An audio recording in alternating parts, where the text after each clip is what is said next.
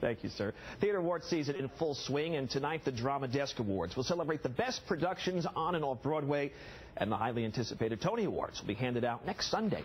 This morning, Steve Schonberg from CenterOnTheAisle.com is here to clue us in to some of the best shows of the season. Good morning, Steve. Good morning. Always an exciting time if you love theater. Oh, it's the time for the year when, all the award seasons, and now's the time to really buy tickets. Why is that? Because I would think that would be a hard time to get a ticket. Well, timing is a key here, isn't it? Exactly. Well, there's two factors at play here. The Tony Awards are coming up, so it gets really hard to get tickets for a show that might win, right? Mm-hmm. And the other thing is, it's summertime, so we have all the tourists that we love coming into New York City, but they may snatch up those tickets that you wanted to bring your family to see a show. Okay, nominee for Best Play. What grabs you? Oh, for Best Play, my favorite is Mothers and Sons. It's a really important play about the HIV/AIDS crisis, and it's about a mother trying to find herself, and 20 years after her son's passing of the disease. A lot of people have been talking about the play and saying, is this really relevant to today? You know what, it is relevant, and that's what this show does.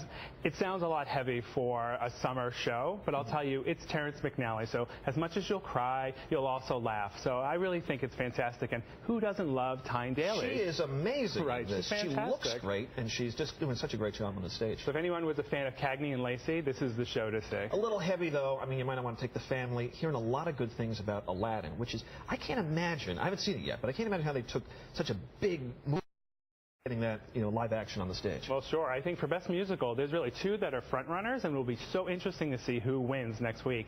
So Aladdin, like you had mentioned, it's an adaptation of the movie, but it's different than other Disney musicals that have been on Broadway. It's not just the movie on stage. They really recreated the book to make it friendly for adults, friendly for family. I call it the family-friendly alternative to the Book of Mormon. Mm-hmm. So hopefully, yeah, it has the Book of Mormon. I don't know. I would take the kids to see that. Well, this is that kind of a show. But if you want something a little bit more of adult fare, I recommend Gentleman's Guide to Love and Murder. It's the other one that I think might actually win.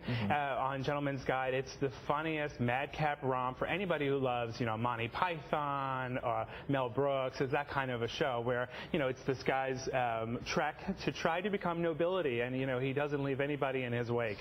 The title tells it all, his guide to love and murder. And it's sort of the play version of the great movie with Alec Guinness. That's right. Kind Hearts and Coronets, if I remember correctly. That's correct. All right, let's talk about two actresses you see are worth seeing, and both transform into legendary singers right in front of your eyes. Yes, you've got the trend right there. Yeah. My favorite, so I'm going to show a little bias here, which is Audra McDonald in Lady Day at Emerson's Bar and Grill. So Audra McDonald, for anybody who knows Broadway, is known for her big, booming voice. She's also known on TV for Private Practice, for anybody who's a fan. What's great about Audra is, to transform into Billie Holiday. Yeah. Billie Holiday is the opposite of Audra McDonald. So I went in there going, how on earth is Audra McDonald going to do this?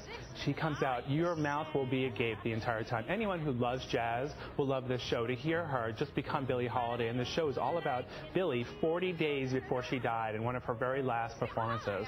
We have less than a minute here, but I want to talk about Best Play. James Franco getting a lot of attention, being of Mice and Men. You're a big fan of his co-star. I am. I think, he's got a lot of competition here, especially with Mark Rylance for Richard III. But Chris O'Dowd, who we know from comedies, formed into Lenny. Anybody who's been through 11th grade English had to read, right? Yeah, had to read. Yeah, you have to do it. Yeah. Of Mice and Men. You either loved it or you hated it. But this play, I think it's an important part and an important play, and to watch him transform into the lovable Lenny.